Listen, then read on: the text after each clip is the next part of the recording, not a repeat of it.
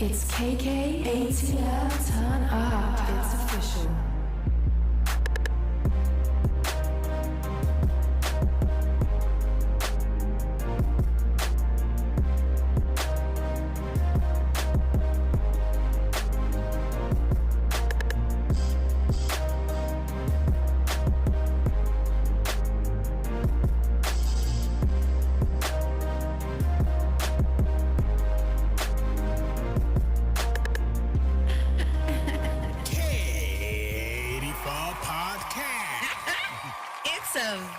Hello, beautiful people, and we are live.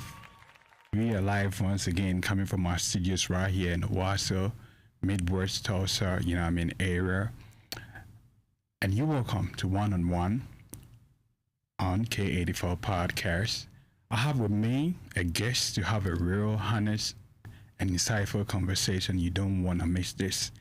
But before that, make sure you become part of the K84 Podcast family and community by liking, following, sharing, subscribing on all our social media pages. Just search K84 Podcast and then stay connected. You know what? Stick around. The show kickstarted in a minute. We go.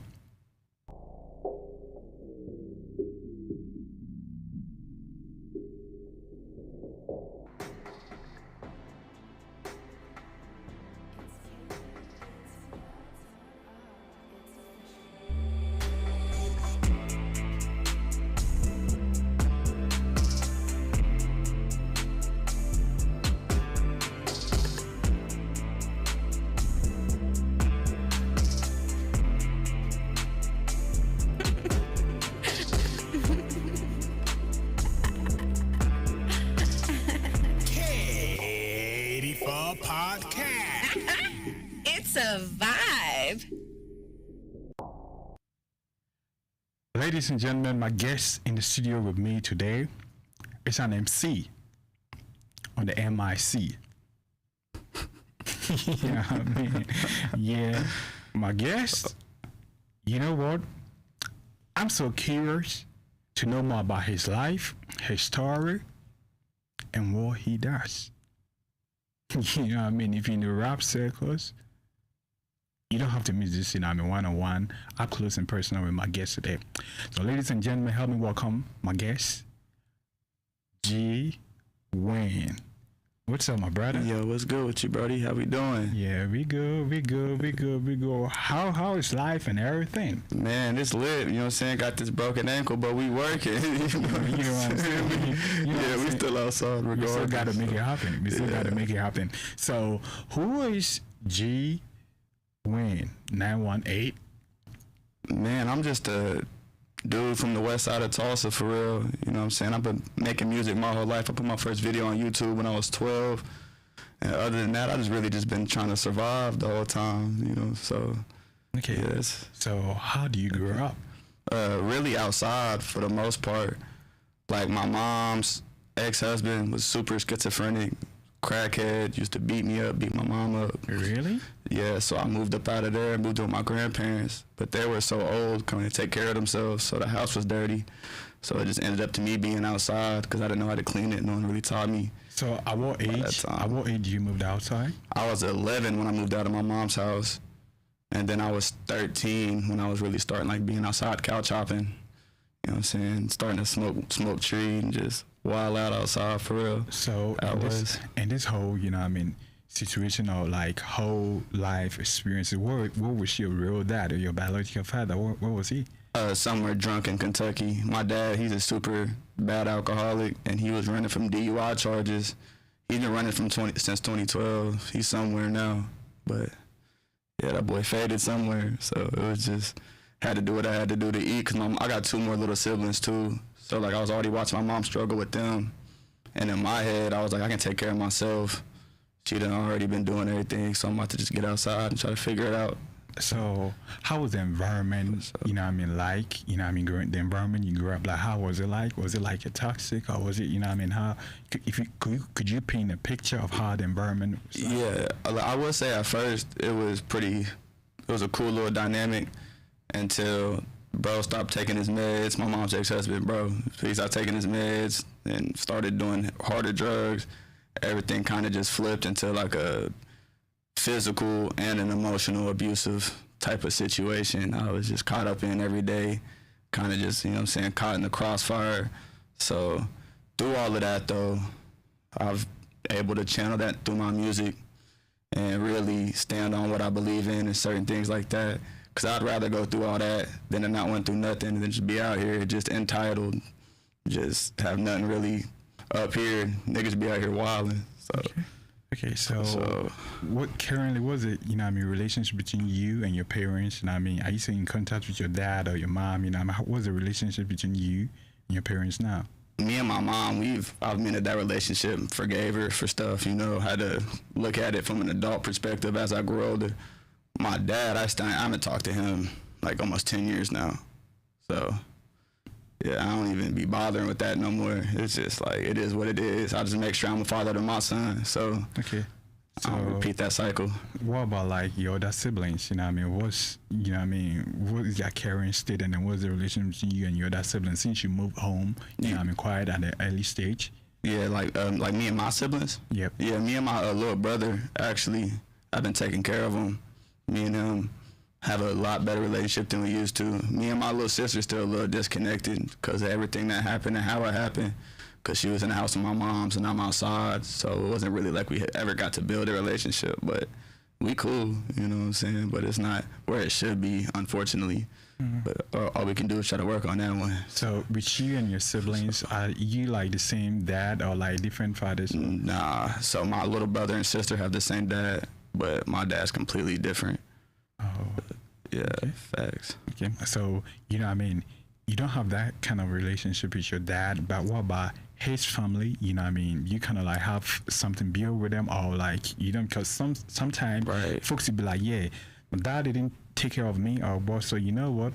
I'm not messing with him. You know what I mean? I'm not gonna kind of like his family. No.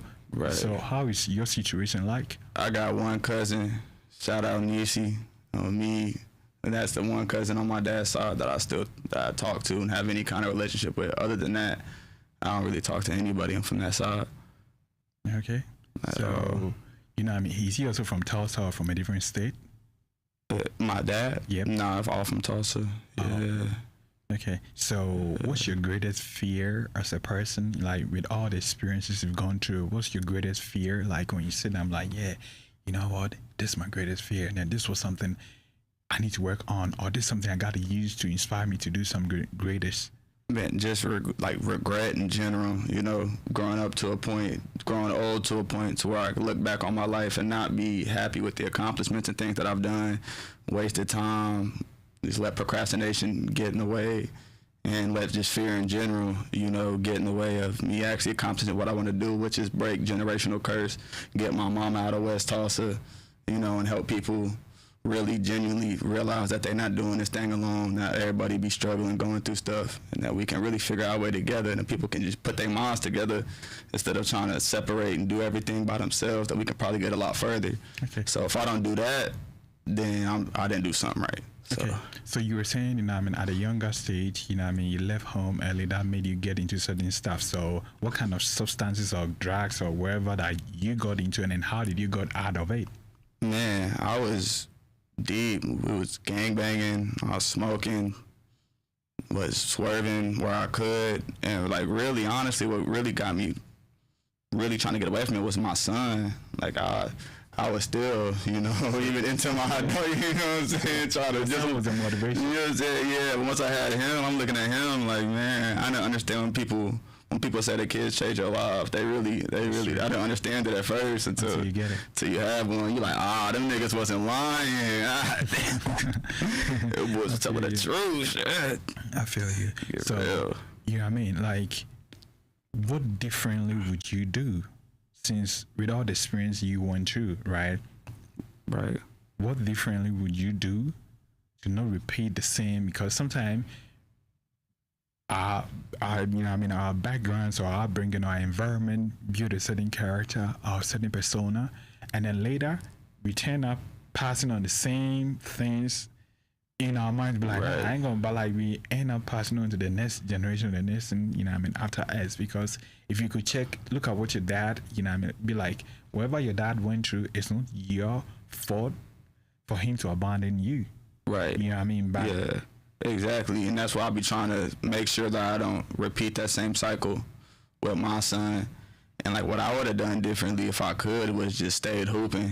Just try to stay out the way. But I really didn't have a choice to. So like I just got to take everything that comes with it and try to channel it into better things. You know what I'm saying? Because if you never went through something, you can't really like sympathize with people and Sure. understand anything. You're gonna think everything is just rainbows, and it's not out here. that's So, true. That's true. for sure. That's true. So let's get into your music a bit, right? So how long have you been doing music? And Man, then what got you into music? so like I said, no one really taught me how to do anything. So rapping is the one thing that I taught myself how to do when I was like very young. I started writing probably when I was like 8 or something, and then got enough courage to put my first video on YouTube when I was 12, and then kind of just kept freestyling with the homies, you know, rapping, writing, just excelling, perfecting my craft really. And then when I turned 21, I started getting outside and going to open mics. And I was going to open mics every single week, different ones, performing different songs with no vocals on the background. You know what I'm saying? Just the beat and me popping out, going crazy. Oh God. So can you remember like your first day at an open mic, and then where was it? I don't remember like the very first one, but I remember one of the first ones. I was at Juice Maker in like 2021, 2022, and that was a club out north. And it was deep in that one. Nothing but niggas in there too. I didn't know nobody in there. Oh me, it was lit. It was lit in there though. Oh me, I was in there hype. Oh God, oh God, and they're going crazy. Yeah. So you know, I mean, if I may ask this right, what was one of the most toughest rap battle you've been in? Definitely when I went to New York, because that was my first time on a plane. I was really going even that far away from my home, from Tulsa, so it was real weird. And then like the second battle on Verbal Warzone, because I was there for a week. We got there on a Monday. I battled that night, and then I battled on a different league on Sunday. But after that league on Sunday, I was like in New York by myself. So the only person I knew at the event was the person that got me the connection. But it was my first time meeting him in person too. Shout out Flames on me, Big Fifth shit, it's lit. But like I was in there by myself, so like, and they made me rap first out of the whole event, and I went first in the battle. So like, I ain't get to peep nothing. You know what I'm saying? I had to go in there and just bark real quick, like. So who, you know, I mean, in that whole tournament or season of rap, you know, I mean, contest that you were in, who would you say was your kind of like, this guy's really dope, or this guy is really a mentor in the MIC? Who among all the contestants you feel like, man, this guy, you know, apart from yourself, because everyone believes in himself. No, right. Yeah, no, for sure. Honestly, who really got me into it was my boy Elo. Shout out Elo, 918 Elo, all platforms, mess with him. He was already battle rapping up there, and he had like got me into it, gave me the confidence, like, yeah, you need to go ahead and you go up there and go crazy on them, bro. Like, you wild and you lock in. So, yeah, no, he really put it in perspective for me that I was able to do it in the first place. Yeah. So when you was done, okay. So how did it all went? Did you won? You know what I mean? How did you know the whole battle? The first battle down there, I for sure won. You can find both these battles: G-Wayne 918 versus Homo Grime on K Shark on YouTube. The second battle is G-Wayne 918 versus Will Drama on Verbal Warzone. It's also on YouTube. The first one against my boy Homo Grime, shout out my boy, I definitely won that battle.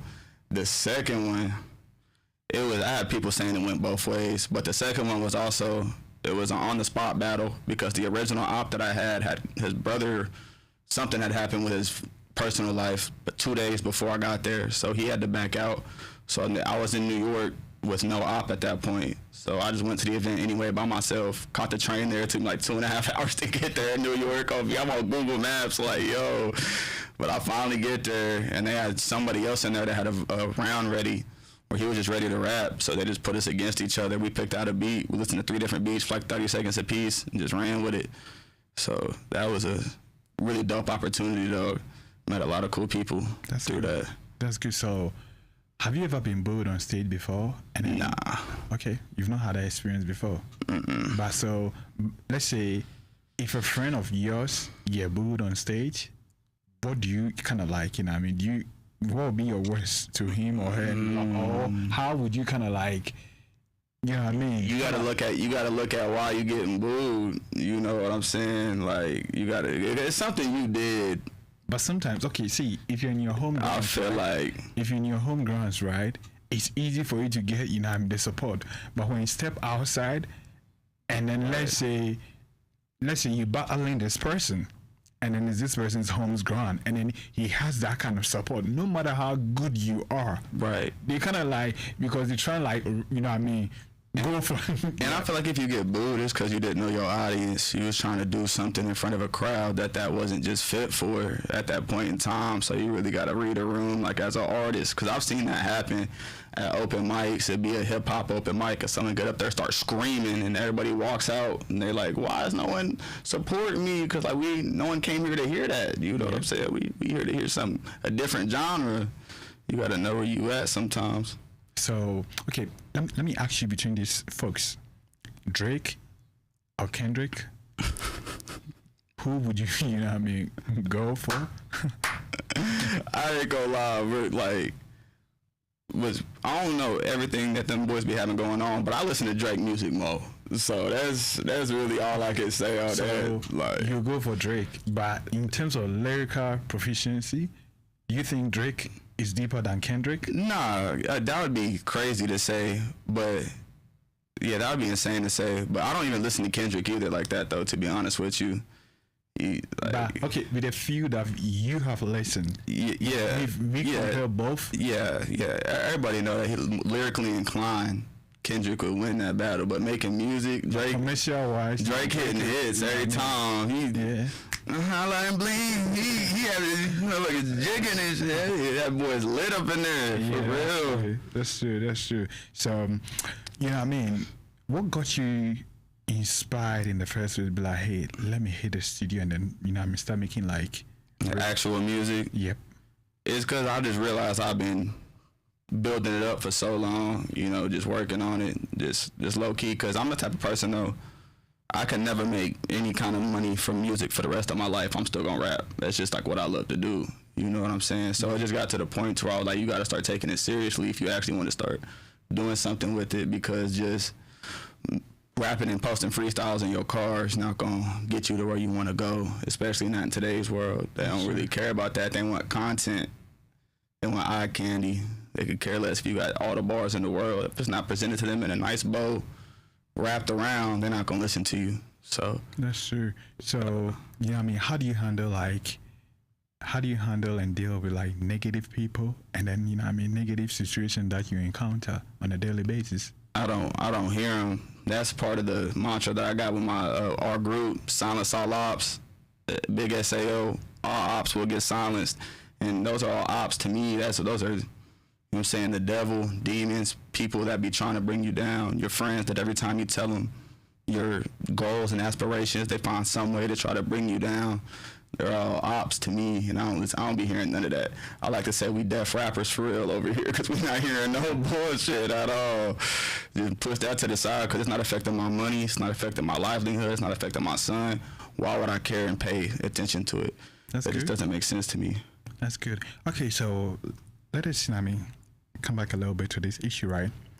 For sure. Yeah, some of the OGs, like, you know, the era before, you know what I mean, your era, you know what I mean, I was watching the ZKRS one, or, you know what I mean, some of them OGs, and it was like the state of hip-hop now, the content, you know what I mean, in rap music now isn't as great as it used to be. Yeah, it's watered down. You know what I mean? So what's your take? Because this your time, you know what I mean? Your folks, you know what I mean? So what's your take on that? Because you hear certain songs and like, you know what I mean? You know, for sure, it's definitely watered down. And I started to water down my music for a little bit period of time, too, because I feel like that's what I had to do in order to reach the masses. But then what I realized is, if that's not who I'm supposed to reach, that's not who I'm supposed to reach. So I just got to stay in the lane I was going in the first place.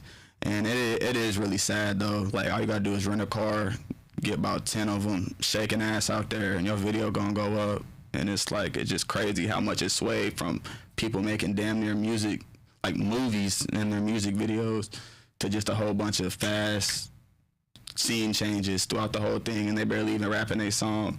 It's all in slow mo. It's like So it's crazy. would you say is the labels or is the audience? Because mind you, let's say if you're selling me a product and I don't like it, Yeah, no matter how much you push it up to me, I'll be like, no. I'm cool on it. But right, it seems like, you know, what I it's mean, the definitely an audience issue. Yeah, though the labels have a part to play in it, but you know what I mean, majority wise, because if you're selling me shit and I'm not buying it, then you change the seller or the company or wherever has to be like, nah, they're not buying it. They gotta switch up. Yeah, They're just playing to what they gotta do. You know what I'm saying? So it's definitely an audience issue, but I feel like it's slowly starting to move back towards real hip hop. Is starting to become alive again, slowly but surely. Cause it was oversaturated with so much bullshit for so long. People starting to get tired of it. So yeah. So what's your music centered on? I'm sorry. What's your music? You know, what's the content of your music? Because somebody be like, hey, I'm a conscious rapper. You know what I mean? I talk about my life, or I talk about this, I talk about that. And what subjects or what themes, you know what I mean, is your music centered on the most? I don't feel like it is. I feel like I'm just a full-blown artist in all aspects. I try to incorporate everything into my music, conscious, lit, street, because I'm in the embodiment of all that, I feel like, and just how I was raised and who I am as a person and how I try to carry myself is really a real nigga hippie. And that's on all platforms. Me, Go Mess With Me album has been out. Yeah. So how is the Tulsa music scene like? Are you guys, you know what I mean, sort of like trying to push it to nationwide or nationwide? Because, you know what I mean, my little experience here in Tulsa is the motivation is not that much there, you know what I mean? Yeah. Compared to folks like in Atlanta, you know what I mean, New York, LA, you know, the East Coast, West Coast sort of, but here in the Midwest, or you know, I mean, Tulsa in particular, like folks are not that much motivated. Wanna like, hey, we gotta push it harder, like folks on the East Coast and West Coast and the South are doing it. Which is crazy because there's so much stupid good talent out here, and like I just feel like a lot of that comes from people not working together and trying to. Because there's only a couple groups out here that really just be trying to help and putting people on, and then the rest is trying to do everything by themselves. And like our city ain't never gonna get nowhere like that. We gotta come together. Okay, so would you also say like, okay, from my experience, right? I've had certain encounter experience with folks, and then it's like they don't have the drive to push. From my experience gathering, I meet certain artists, I'm like, hey, I put them in the deal, hey, you know what? I think, you know, I could help you out with this. And they wouldn't see, like, you reaching out there, hey, I'd like to help you all. Come, let's work on something together. And then, you know what I mean? Man, the drive just don't be there, man. It's like they don't really want to take it all the way, or everybody wants to work or wants to be famous. Nobody wants to do the work. Ain't that what Kevin Hart said? That's a real statement. Like, it takes real deal sacrifice, grind, time, and patience to really make it in this kind of industry, and a lot of people don't have 3 of those. So it feels like people just talk with no actions. Yeah, no, that's a fact. Like, and I'll never understand that. Like, you know what I'm saying? I'm here with a broken ankle right now. I came up 3 flights of steps. Like,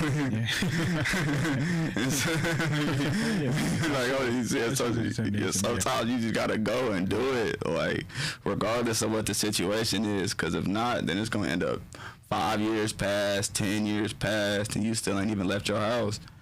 And I just refuse to let that happen to me. That's good and impressive. So let's play this game, right? What comes in mind when you hear these iconic names and places? So I'll start with T-Pain. Man, buy you a drink. So every time, oh no, my fault. Yeah, we all got debunked on that one. Had the whole world shook. Like, it's not, he was lying to me, man. No, so okay, yeah. You know about T-Pain, right? T-Pain was known for auto-tune. Then folks will be like, yeah, T-Pain is always auto-tune, but Oh yeah, no, he can really sing though. Yeah, He don't like need that. first, yeah. Yeah. Auto-tune almost like, okay, auto-tune, almost all the A-list artists, majority of them have auto-tune. Yeah, a lot of in them. there, but they don't know. Majority of folks don't know If that. they heard their favorite rapper's vocals raw, they'd be like, yo, what is going on? This is insane. I tell folks like, hey, you could sing, but when they take all the effect from your voice, it'll be like, Man, Damn. like, no, whoa. Whoa. They be having the preset on before they even get done, so they don't even know. They don't even know what their raw vocals really sound like in real life. Like, yeah, it's not just you. T-Pain got pipes, though. He get on there and go crazy. yeah. Okay, so next person on the list, Jay-Z. Man, just the biggest. You know what I'm saying? He one of the The biggest as in the business side. business side. Rap, you know? Yeah, business side, 100%. Like, he just, you know what I'm saying? He laid out the blueprint on what to do, how to do it. He one of the first ones to do that and get to the level he is. So you got to put respect on Jay-Z name. Okay, and Dr. Dre. Man, same thing, almost like the exact same thing. And like the kind of beats that he was coming with, he really shook the, put the game in a little. So if you have to choose between Dr. Dre and Timberland, Man, I ain't even gonna front. Like, I just know a whole bunch about Timberland like that. So I'm biased. I'm gonna have to go with Dre, but that's a biased answer though. yeah, So, okay. Dre is a legend. Both of them a little bit before my time, just a little bit. But you're all legends in the Dre came before, you know what I mean?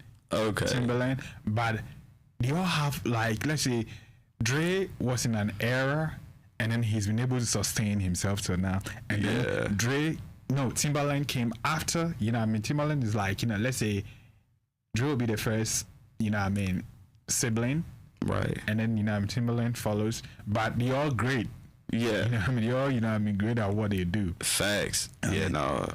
So All hitters for sure. yeah, I mean, okay, the next person on the list is Eminem. Man, what greatest white rapper alive? Step it. That's the ain't no white man messing with him, bro. He going crazy every time. Yeah, but there are some white rappers like this guy, Machine Gun Kelly. Yeah, I don't know what he was doing.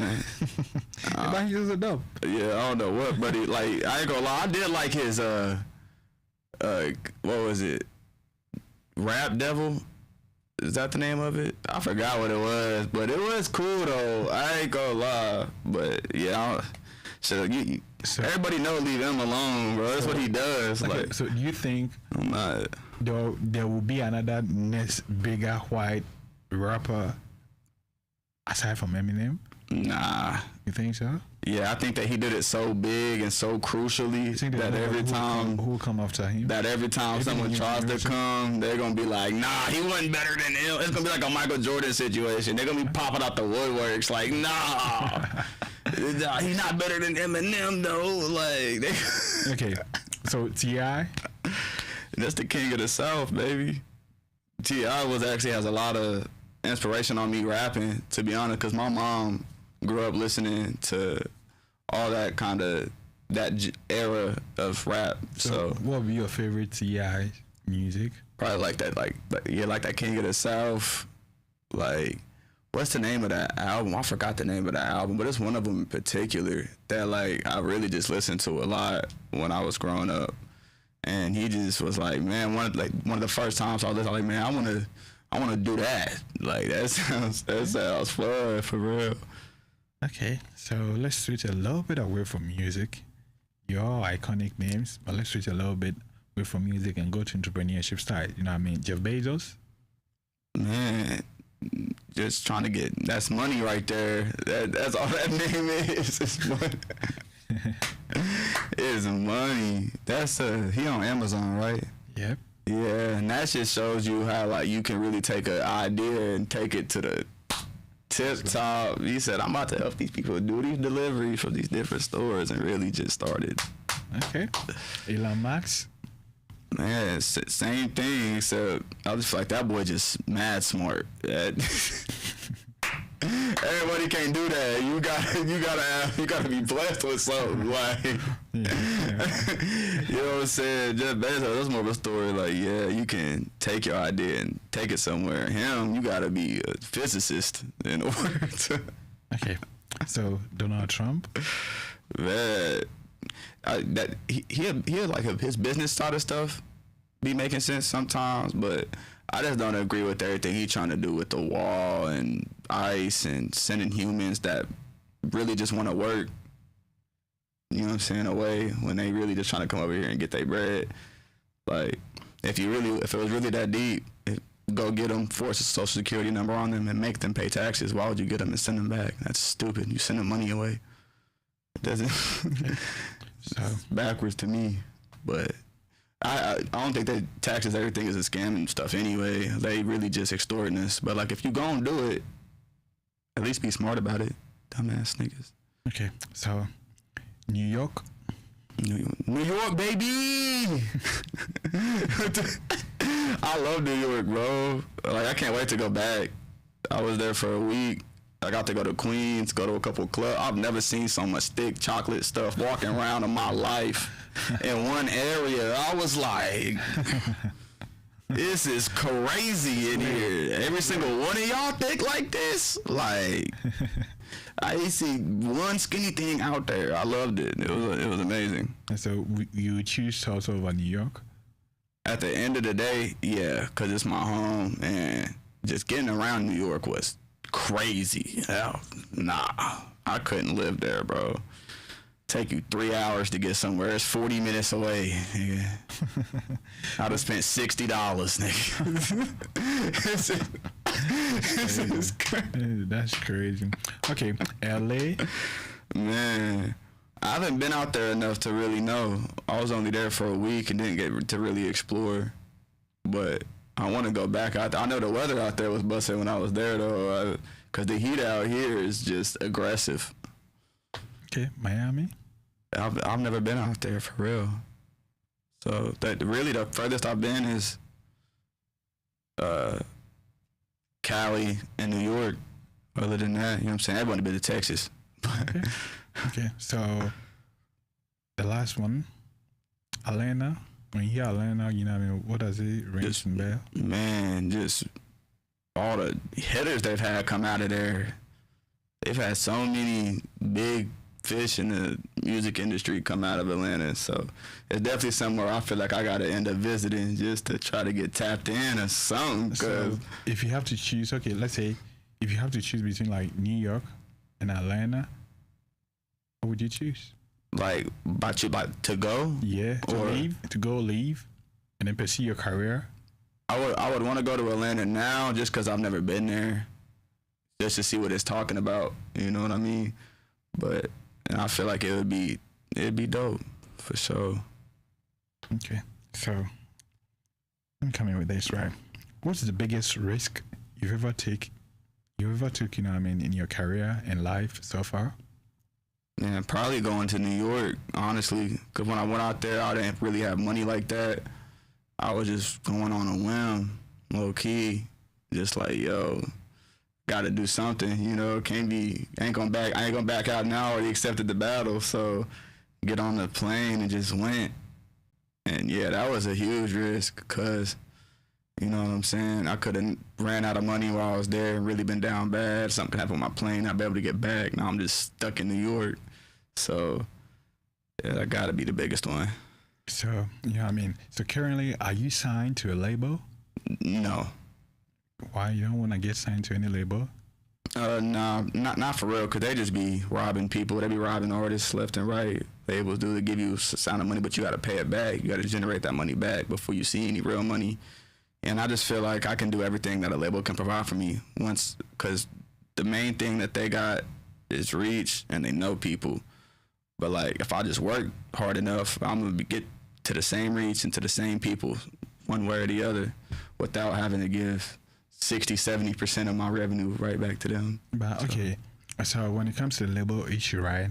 This was sometimes I say, right? As a new artist, it's hard as a new artist, and then if you have the chance to sign the label, about a year or two, it might not be a 360 deal, but like hey, it could sound like a distribution deal, and then sometimes this is what I say, right? If I'm an artist, right, and a label approach me for like, let's say, hey, we want to sign with you for like, let's say 2 albums. Right. As long as you're creative, and then you know that, hey, because sometimes you just need the mileage and the exposure to be like, hey, I'm not going to renew my contract no more. To build off that. It's just that most of the time when they approach people with deals, they don't be even able to be getting out of them, you know what I'm saying? Like they be... One thing also, most of this young... Okay, so check this out, right? Let's say a kid growing up from poverty, right? Crackhead family or household, can't read properly or understand certain terminologies and then all that, right? So when I approach you like, hey, I want to sign you, I'll give you $100 million or $1 million or whatever. You've not seen that amount of money in your life. Yeah, they're gonna so jump you at don't it. even care reading the details in the contract in the first place. They're gonna jump at it. Then they're gonna be down bad asking people for money, right? Like a year later. And then mind you, like parents or like people around a kid of that sort, they wouldn't like, hey, let us go get a lawyer to review the contract for us first. Immediately they hear that amount of money, sign it. Sign it, right. Okay. You know what I mean? So one, there are clauses, and then if you understood them like, hey, because I'm presenting a contract to you, you could come back to me like, hey, there's clause A in this, I don't want it, or we need to rectify, or we need to amend, or we need to renegotiate all that. But people wouldn't just read it, they just go sign it, and then, you know, if you put yourself in a situation, we'll be like, hey, I'm signing you for 20 years. If you had read a contract, like, no, I'm not going to sign 20. But, you know what I mean, maybe I'll sign for a 2-year, like a 2-album contract deal. So at least take whatever you want, but with the mileage or the exposure that I get off, I could build off, because if I'm no more signed to you and the people, my name is out there, I can use that name to build, because it's all about people getting to know you, because the label have the machinery to kind of like push you, because let's say my name is out there big, or your name is out there big, you didn't make no money off it, but with that name you build off, you could approach like a TI bill, and then you have to be business smart, right? No, and then we live in a social media world that, hey, you're not rich yet. You gotta understand, you're not rich yet. You gotta still, and they be, oh, I made it. It's over with. Like, nah, yes, that's the beginning. Yeah, for sure. You know what I mean? So you could use that kind of mileage to reach a certain, you know what I mean, category, a certain, you know what I mean, people in the industry. Like, yeah, you know more sign you single, but now you could build your own label. You could because building a label is just, hey, an LLC. Right. That's all it takes. That's all it takes, because now your name is out there. So yeah, G Records. You get it out there, present the folks, hey, this, and then you find a few people you trust and, you know what I mean, are reliable, and then it goes. But folks is kind of like, so I tell folks that, hey, if you get a contract or they approach you, you could do a 2-album deal. Even if you're not getting nothing out of it, you need that name, or you need that kind of like, you know what I mean, to step on it like a stepping stone to get your shit out there. So once you out there, you give them two albums, let them take. Your name is out there, so you have to build off it. But sometimes it gets into the heads of people, and instead of them to put in the work, they kind of like become lazy. No, for sure. Because money will change you if you're not careful. 100%. You will bring a whole lot of different people around you that, hey, you'll be like, you know what I mean? Be like, because we are human beings, right? And I always tell folks, right, wait till a person gets, you know what I mean, money or a certain status or position in life. Then you're going to see the real true nature of that person. Yeah, facts. That's for real. Like, what defines a man is how he acts in a high risk situation. For real, you can tell that's who he is on the inside. For real.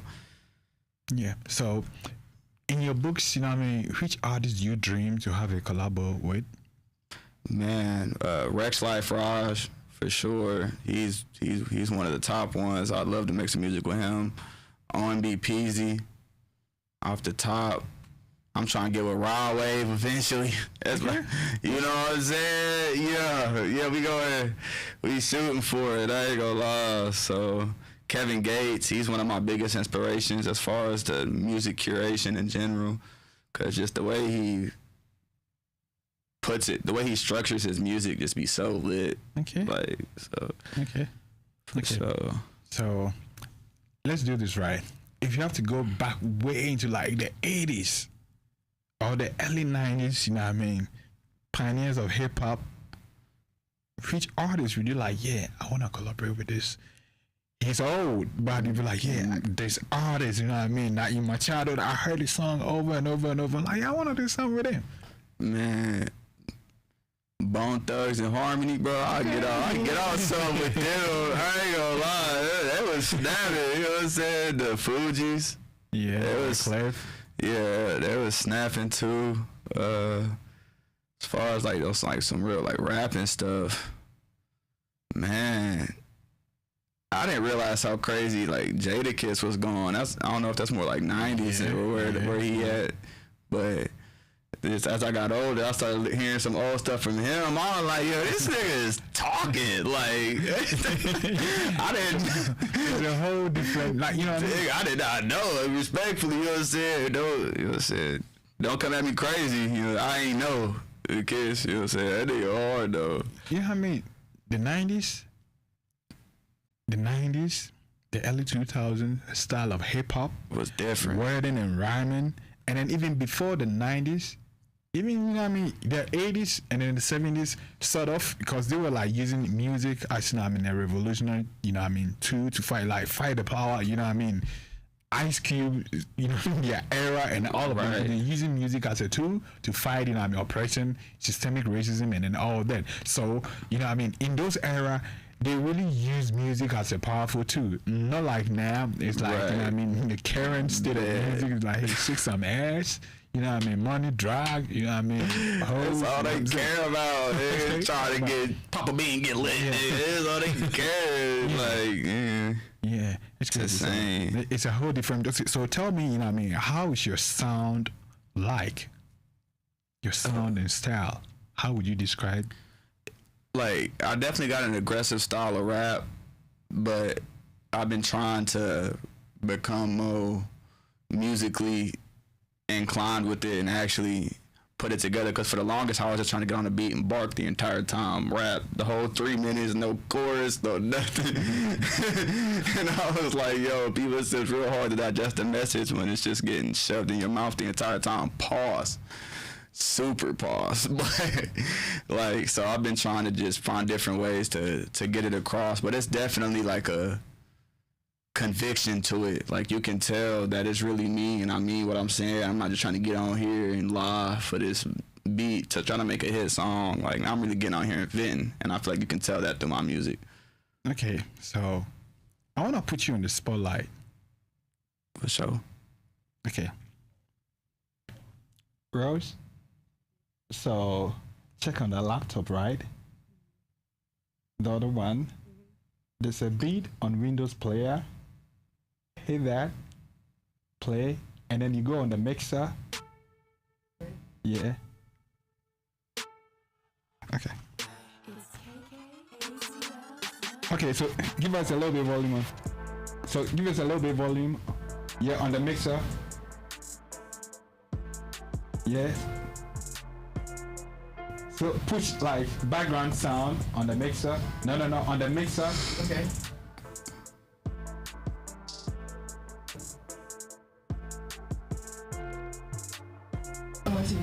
You got it? Okay, yeah. Turn it down a little bit down. Down. Okay. Yeah. Trying to get me freestyle on that day. Okay, so turn down a little bit. Okay. Okay, let's try something. Yeah. Hold on. Can you turn the beat up a little bit more? Okay. Yeah. Hold on. Worry what they talking, either way, I still be stepping. If they playing with me, I might have sent him to heaven. Know it's off the top, been doing this since I was 11. Why they tryna play with me like G Wayne isn't destined? Girl, I'm tryna do something right now, no, can't be best friends. Worry what they talking, either way I learn my lessons. Hey, and you know it's off the top, ain't never worried what they talking. I'ma do it from the drop, and you know I've been going crazy, really lit up in the spot, and I've been trying to get a cool little chick. I'm coolin' on the thoughts. Why they trying to play with my name like I won't hit them on the dot? I've been really out of space, I'm feeling like my name was Spot, and you know what, I'm on lock, and you know we got the drop. I ain't worried about what they saying, I'm not LeBron, I'll never flop, and you know I ain't worried about 12, it's really fuck a cop. Hold on, either way we finna do it. I'ma kill the beat like every time and leave it ruined. I feel like victory is mine, nigga, call me Stewie. And I had to cut my dreads, I feel like it's the new me. I ain't really worried what they saying, they cannot use me. Hold on. Look off the top, you know what I'm saying? That was dope. That was dope. Look, I'm just now ready to rap. I just put folks on the spotlight. So, yeah, I just love to put folks on the spotlight. Just throw them on, see what they gonna do. Yeah, I love to do that a lot.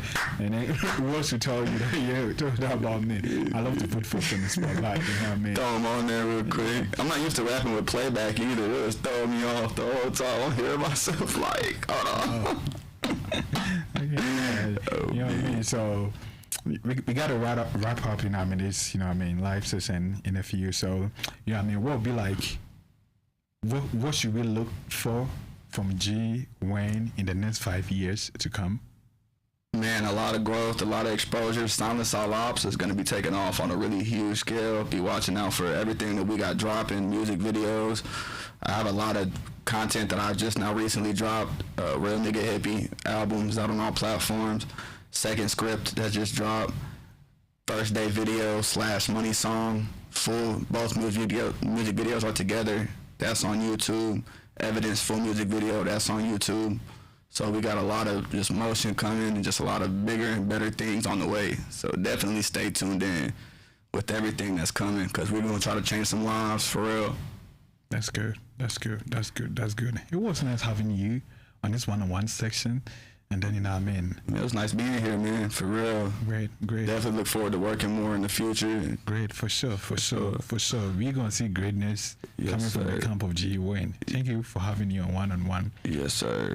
Ladies and gentlemen, it has been a nice and a real insightful conversation, honest, with my man, my guest, G Wayne 918. Check him out on all social media, you know what I mean, platforms, you know what I mean. So, hey, and also I got to say, I've been your host, Kenna the Greatest, one-on-one on K84 Podcast. And make sure you go follow us, subscribe, like, share on all social media platforms. Just search K84 Podcast, and then you know how it goes. Thank you for having you once again on one-on-one, and we'll catch you another time. Hell yeah.